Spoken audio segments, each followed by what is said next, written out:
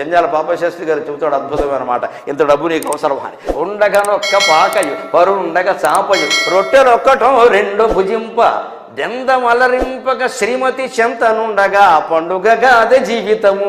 నీ భార్య నిన్ను ప్రేమిస్తుందా? నీ భర్త నిన్ను ప్రేమిస్తున్నాడా? అమ్మా నీకోసం నేను ఉన్నానయ్యా అని భార్య ఇలా చేతిలో చేవేస్తే ఆ మగాడెంత అదృష్టవంతుడు, శ్రీ మహావిష్ణువు కదా.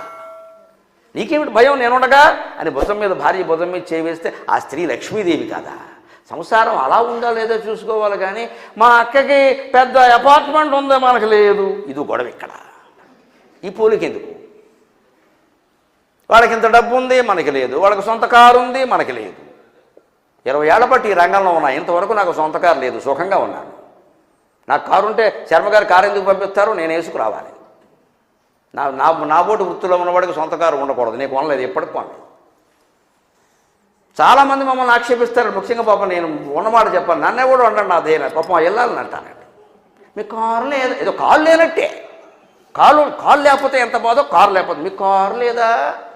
చివరికి మా అబ్బాయికి పిల్లల్ని ఇచ్చేటప్పుడు కూడా కారు లేదా అని అడిగారు. ఉండదు, నీకు ఇష్టమైన తర్వాత పోని చెప్పాను. కారుని బట్టి పిల్లనిస్తావా అంటే మన కోరికలు అలా ఉన్నాయి. ఎందుకు కారు అవసరం లేనప్పుడు ఎందుకమ్మా? అందరికీ సొంత కారు ఉండాలి పడవల్లాగా. అది ఆ కారు కూడా మామూలు ఇన్నోవా బియ్యం డబ్బలు మామూలు సరిపోవండి ఎవడికి. అంటే అప్పుల పాలైపోవాలి సంసారం.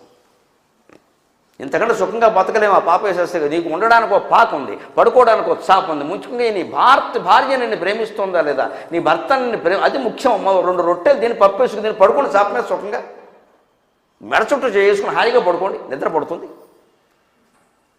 దెందమలరింపగ శ్రీమతి చెంతనుండగా పండుగగాదే జీవితం భ్రష్ట నికృష్టల కొలువు చేయుటలు దండుగగాదే జీవికి స్వతంత్రత మించిన స్వేచ్ఛ ఉన్నది, స్వతంత్రత మించిన సౌఖ్యం ఉన్నదే అని స్వాతంత్రోద్యమం సమయంలో పద్యం రాశాడు మహానుభావుడైన.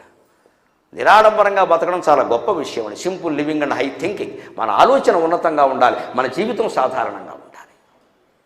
ఇవాళ ఐశ్వర్యం ఐశ్వర్యం ఐశ్వర్యం, ఎంత ఐశ్వర్యం ఉన్నా ఆడామొగ ఎవరికి సరిపోవట్లేదు. అప్పుల పాలు అయిపోయాం, అనాథలు అయ్యాం. చివరికి ప్రదక్షిణ వల్ల ఇవన్నీ వదిలేయాలి. ఈ సంస్కృతి నేర్చుకోవాలి ఖచ్చితంగా.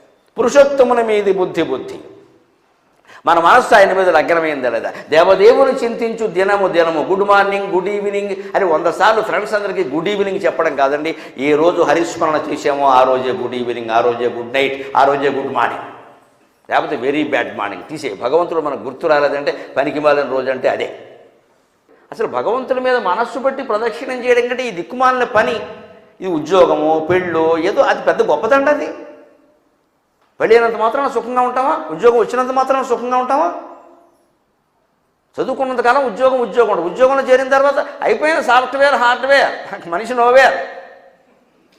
ఇప్పుడు ఇంకా వర్క్ ఫ్రమ్ హోమ్ వచ్చింది, దీన్నే అధిక మాసం తద్దినం అంటారు.